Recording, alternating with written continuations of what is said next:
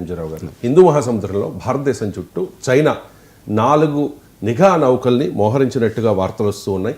ఎందుకు చైనా భారతదేశం చుట్టూ హిందూ మహాసముద్రంలో నిఘా నౌకల్ని ఉంచింది? దీని ప్రభావం భారత్ మీద ఏ రకంగా ఉండబోతోంది? ఇది భారత్కి ఎంతవరకు ప్రభావం చూపిస్తుంది భారత్ మీద? అండ్ భారత్ ఏ రకంగా అడ్డుకోవాలి? ఎస్ అండి, ఇప్పుడు హిందూ మహాసముద్రం అంటే భారత్ చైనాల మధ్య ఒక ప్రచ్ఛన్న యుద్ధం, కోల్డ్ వార్ జరుగుతూ ఉంటుంది, అది మనకు తెలుసు. కానీ భారత్ చైనాల మధ్య ఎప్పుడు బార్డర్ ఇష్యూయే అనుకుంటారు.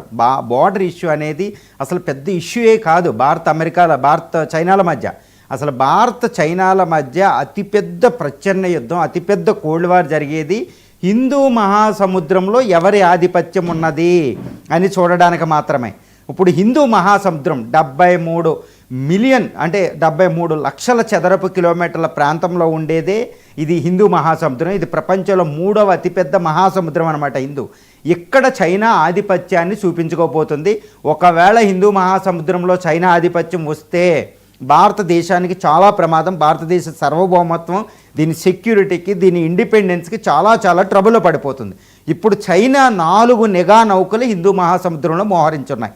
చాలా పెద్ద ప్రమాదంలో ఇండియా ఉందనేది తెలుస్తుంది. ఎందుకంటే చైనా యొక్క నిఘా నౌకలు అసలు ఎందుకు హిందూ మహాసముద్రంలోకి వచ్చాయి అని చూస్తే అసలు ఈ నిఘా నౌకలు ఏం చేస్తాయంటే భారత్ చేసే మిసైల్ టెస్టులు, అంటే ఒడిశా చాందీపూర్ నుంచి చేసే మిసైల్ టెస్టుల యొక్క ట్రాజెక్టరీ, దాని రేంజ్లు అన్నీ వెంటనే డేటా వెళ్ళిపోతుంది అనమాట. అంటే భారత ఆయుధాల యొక్క స్టేటస్ వెళ్ళిపోతుంది. తర్వాత ఈ నిఘా నౌకలు ఈ నిఘా నౌకలు 5,000 చదరపు కిలోమీటర్ల పరిధిలో కూడా డేటాని గ్యాదర్ చేస్తే శాటిలైట్ల డేటా ద్వారా.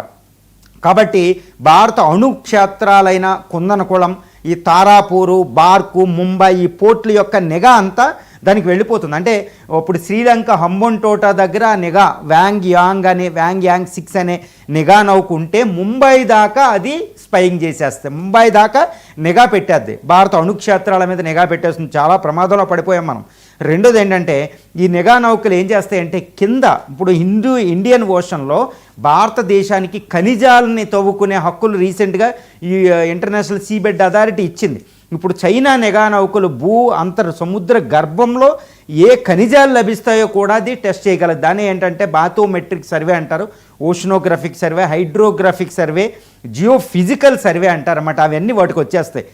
ఇంకా ప్రమాదం ఏంటంటే చైనా దగ్గర 64 సబ్మెరైన్స్ ఉన్నాయి. అదే ఇండియా దగ్గర 18 సబ్మెరైన్స్ ఉంటాయి. ఇప్పుడు చైనా అణు సబ్మెరైన్స్ ఇండియన్ ఓషన్లోకి వస్తే ఎక్కడెక్కడ దాకోవాలి అనడానికి అదేం చేస్తాయంటే సముద్ర గర్భం దగ్గర ఎక్కడెక్కడ వీలుందో చూస్తుందండి. దాని సర్వే ఇప్పుడు జరుగుతుంది. తర్వాత ఇంకోటి ఏంటంటే ఇంటర్నేషనల్ ఇండియన్ ఓషన్ అంటేనే అక్కడ ప్రపంచంలో సుమారు 40% ఇంటర్నేషనల్ ట్రేడ్ జరుగుతుంది. ప్రపంచ వాణిజ్యం 40% అక్కడ జరుగుతుంది. ప్రపంచ ఆయిల్ ట్రేడ్లో 70% ఇండియన్ ఓషన్ నుంచే వెళుతూ ఉంటుందన్నమాట. ఇప్పుడు ఈ ట్రేడ్ రూట్లు ఎక్కడెక్కడున్నాయి దానిపైన పూర్తి నిఘా పెట్టేస్తుందండి యునైటెడ్ స్టేట్స్ ఆఫ్ అమెరికా. షిప్పులు కూడా ఎక్కడున్నాయో నిఘా పెట్టేస్తుంది. అది భారతదేశానికి చాలా ప్రమాదం. ఇప్పుడు భారతదేశ బలం ఏంటంటే ఇండియన్ ఓషన్ ట్రేడ్ రూట్లు మనం కంట్రోల్ చేస్తున్నాం, దాంట్లోకి చైనా రావాలి. ఇంకోటి ఏంటంటే ఇప్పుడు ఇండియన్ ఓషన్లో దీనికి ఒక స్ట్రింజ్ ఆఫ్ పెరల్ అనేది ఒక డెవలప్ చేసింది. అదేంటంటే ఇప్పుడు శ్రీలంకలో హంబన్టోటా పోర్టు, పాకిస్తాన్లో గ్వడార్ పోర్టు, బంగ్లాదేశ్లో అదేవిధంగా బంగ్లాదేశ్లో చిట్టగాంగ్ పోర్టు, మయన్మార్లో క్యోపు పోర్టు, కోకో ఐలాండ్ అని, తర్వాత మాల్దీవ్స్ దగ్గర ఒకటి, కెన్యా దగ్గర మొంబాసా ఒకటి, అదేవిధంగా తర్వాత జిబౌటి. ఇవన్నీ యొక్క చైనా యొక్క నౌకా స్థావరాలు గుర్తుపెట్టుకోవాలి.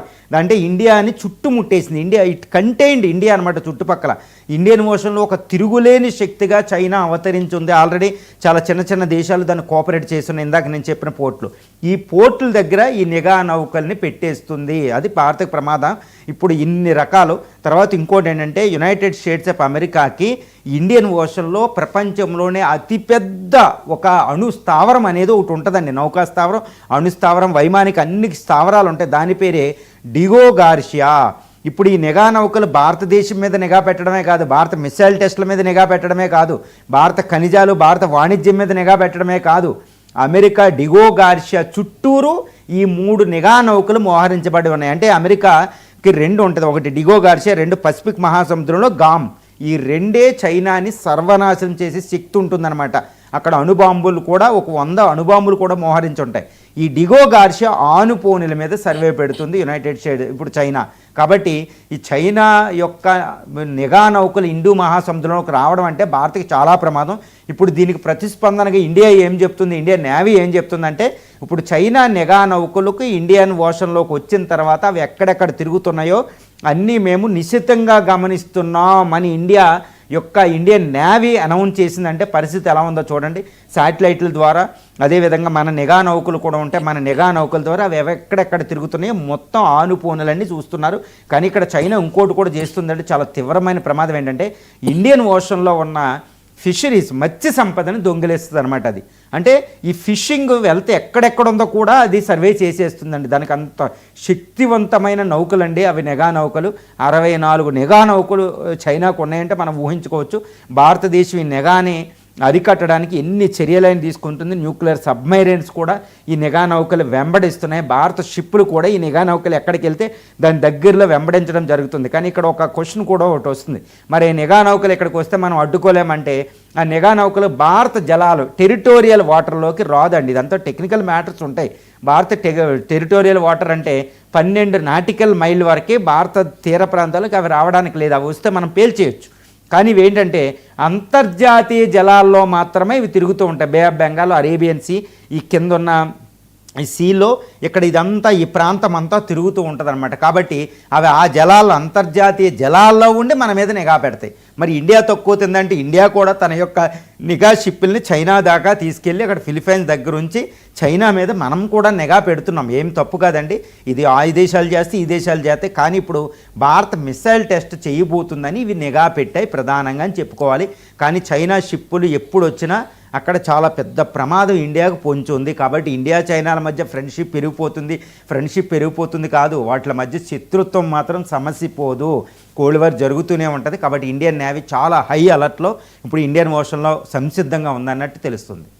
డిసెంబర్ 6, 8 తేదీల మధ్య భారత్